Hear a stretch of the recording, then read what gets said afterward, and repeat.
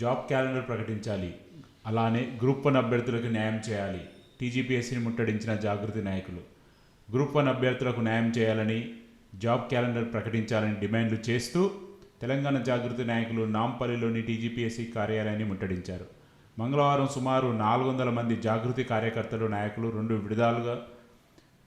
రెండు విడతలుగా టీజీపీఎస్సీని ముట్టడించి ప్రధాన గేటు ఎదుట ఆందోళన చేపట్టారు. ప్రభుత్వానికి వ్యతిరేకంగా నినాదాలు చేశారు. ఈ సందర్భంగా వారు మాట్లాడుతూ గ్రూప్ 1 పరీక్ష నిర్వహణలో అనేక లోపాలున్నాయని హైకోర్టు ఎత్తి చూపించిందన్నారు.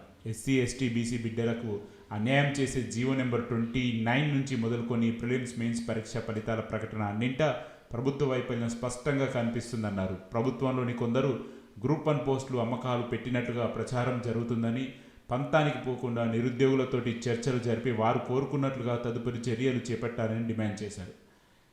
కాంగ్రెస్ పార్టీని గెలిపిస్తేనే మొదటి ఏడాదిలో 2 లక్షల ఉద్యోగాలు భర్తీ చేస్తామని నమ్మించి నిలువున ముంచిందని మండిపడ్డారు. అసెంబ్లీలో బోగస్ జాబ్లెస్ క్యాలెండర్ ప్రకటించి చేతులు దులుపుకున్నారని ధ్వజమెత్తారు. కాగా జాగృతి నాయకులు పోలీసులు అరెస్టు చేసి వారిని స్టేషన్స్కి తరలించారు. టీజీపీఎస్సీ గేటు ఎక్కినందుకు ప్రయత్నించిన వారిని లాఠీలతో కొట్టారు. అరెస్టు సమయంలో జరిగిన తోపులాటలో పలువురు జాగృతి నాయకులు గాయపడ్డారు.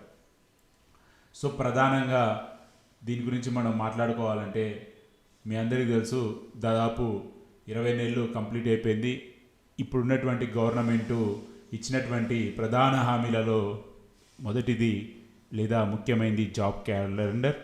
సో జాబ్ క్యాలెండర్ని ఇంతవరకు ఒక ప్రాపర్గా వాళ్ళు ప్రకటించకపోవడం, అదేవిధంగా అమలు చేయకపోవడం అనేది చాలా దురదృష్టం అనే చెప్పుకోవచ్చు.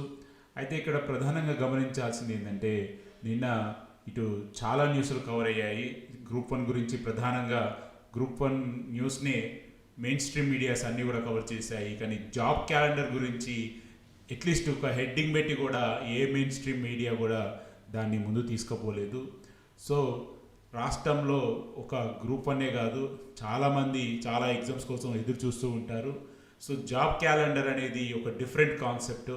సో దీన్ని ముందు తీసుకోవాల్సిన బాధ్యత మెయిన్ స్ట్రీమ్ మీడియాకి అయితే ఖచ్చితంగా ఉంటుంది. బట్ దురదృష్టకర సంఘటన ఏంటంటే, ఇప్పుడున్నటువంటి మెయిన్ స్ట్రీమ్ మీడియాలో ఎవరు కూడా నిన్న 400 మంది వచ్చి వాళ్ళు అక్కడ ధర్నా చేసిన, ముట్టడి ఇచ్చిన ఆ న్యూస్ని ఏ మెయిన్ స్ట్రీమ్ మీడియా కూడా చూపెట్టకపోవడం చాలా దురదృష్టకర సంఘటన. ఎందుకంటే జాబ్ క్యాలెండర్ అనేది కొన్ని లక్షల మందికి సంబంధించింది.